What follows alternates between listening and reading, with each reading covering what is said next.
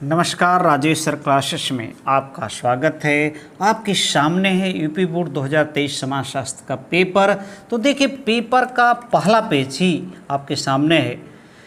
अनुक्रमांक, यहाँ आप अपना रोल नंबर लिखेंगे, यहाँ नाम लिखेंगे, यह संकेतांक, किसी प्रकार का संकेतांक आएगा जिससे आपको अपनी कॉपी में लिखना होगा। 2023 समाजशास्त्र, समय 3 घंटे 15 मिनट, पूर्णांक 100।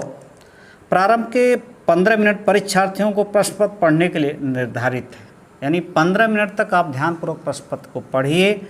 आप जानते हैं कि 100 नंबर का होता है, समय 3 घंटे 15 मिनट मिलता है आपको। सभी प्रश्न अनिवार्य है, यानी all the question are compulsory. प्रत्येक प्रश्न के लिए निर्धारित अंक उसके सामने दिए गए। कितने नंबर का प्रश्न उसके सामने लिख दिया गया है। 1 से 10 तक बहुविकल्पी ऑब्जेक्टिव 4 उत्तर दिए रहेंगे, एक उत्तर सही रहेगा। 11 से 20 तक लघुत्तरी है, जिनका आंसर आपको 25 शब्दों में देना है। 21 से 26 तक लघुत्तरी प्रश्न है, जिनका आंसर आपको 50 शब्दों में देना होगा। 27 से 29 तक दीर्घोत्तरी प्रश्न है, जिसका आंसर आपको 150 शब्दों में देना होगा। बहुविकल्पी प्रश्न, ऑब्जेक्टिव प्रश्न आपके सामने आगे। विश्व जनसंख्या दिवस कब मनाया जाता है? तो विश्व जनसंख्या दिवस 4 विकल्प दिए गए हैं। 11 जुलाई को मनाया जाता है। विश्व जनसंख्या दिवस 11 जुलाई को मनाया जाता है। निम्नलिखित में से कौन सी जाति की विशेषता नहीं? इसमें से कौन सी जाति की विशेषता नहीं? ये स्तरीकरण होता है, जन्म से निर्धारण होता है, व्यवसाय में भिन्नता होती है, यानी भिन्न भिन्न जातियों का व्यवसाय लगभग अलग अलग होता है। समान भाषा, यही विशेषता नहीं है। चौथी विशेषता नहीं। पूर्वाग्रह होता है, हमेशा नकारात्मक होगा भाई। पूर्वाग्रह जो होता है हमेशा नकारात्मक होता है। और आपके सामने मैं लेकर आ रहा हूँ धीरे से दूसरा पेज आ भी गया, चौथा प्रश्न के साथ।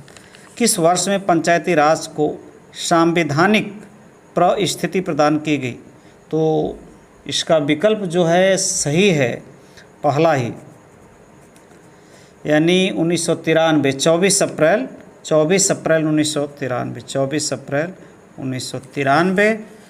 निम्नलिखित में से कौन सा एक समुदाय नहीं है?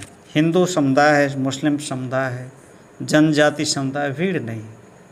आपस में संबंध होता है, सब एक साथ रहते हैं, तमाम बातें होती हैं, लेकिन भीड़ ऐसा कुछ नहीं। एकाएक भीड़ इकट्ठा हो जाती है, तो इसे समुदाय हम नहीं कहेंगे।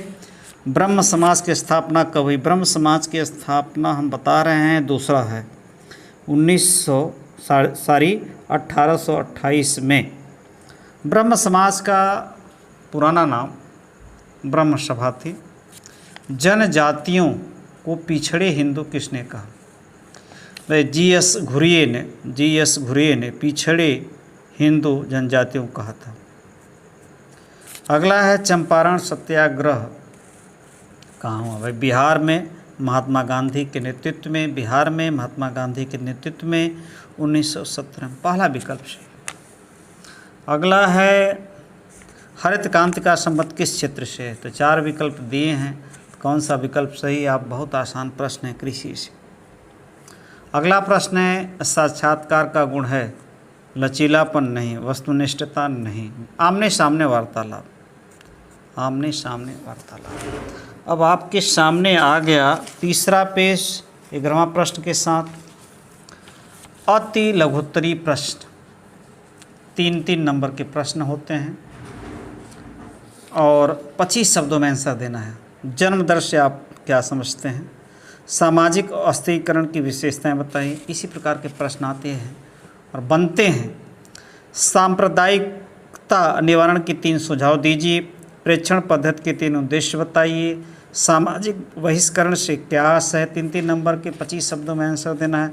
लोकतंत्र से आप क्या समझते हैं? उदारीकरण को परिभाषित कीजिए। जातिवाद से होने वाले 3 हानियों के बारे में लिखिए। जातिवाद से बहुत हानियाँ होती हैं। जनजातीय आंदोलन से आप क्या समझते हैं? इन्होंने भारत के स्वतंत्रता संग्राम में भी भाग लिया था जनजातियों ने। ग्राम पंचायत के 3 कार्यों का उल्लेख कीजिए। बहुत आसान प्रश्न है। लघुत्तरी प्रश्न 50 शब्दों में आंसर देना। 6 नंबर का है जनसांख्यिकी संक्रमण के सिद्धांत की व्याख्या कीजिए। 50 शब्दों में आंसर दीजिए। दहेज प्रथा उन्मूलन हेतु उपायों का सुझाव दीजिए। बहुत अच्छे प्रश्न हैं। अन्य पिछड़ों वर्गों की समस्याओं की व्याख्या कीजिए। सामाजिक सर्वेक्षण किसे कहते हैं, इसके प्रमुख उद्देश्य बताइए। सामाजिक परिवर्तन के 2 प्रमुख सिद्धांतों का वर्णन कीजिए। नारी आंदोलन से समाज पर क्या प्रभाव पड़े, स्पष्ट कीजिए।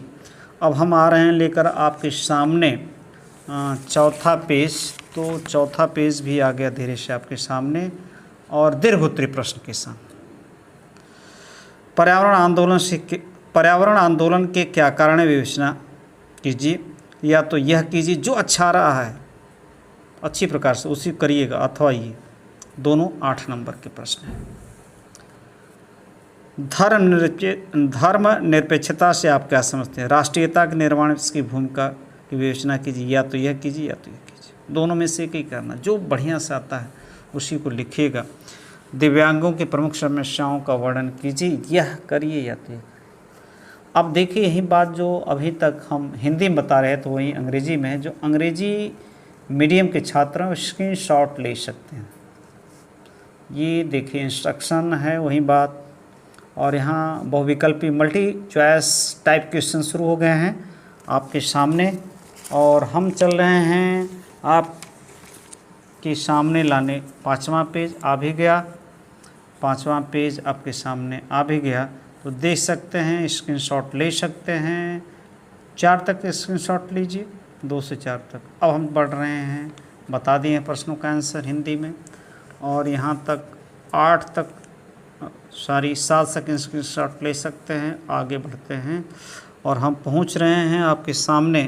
कौन सा पेज होगा अब, 6वां। तो देखिए अंग्रेजी मीडियम के छात्र उन्हीं के लिए है। ये 9-10 स्क्रीनशॉट ले सकते हैं, हम रुके हुए हैं। और very short answer type question, 3 numbers allotted for this question here. Screenshot लीजिए, देखिएगा ऐसे प्रश्न हैं अंग्रेजी मीडियम के छात्र।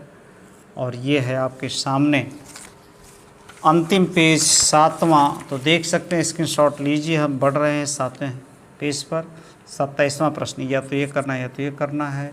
28वां प्रश्न, 29वां प्रश्न। नमस्कार।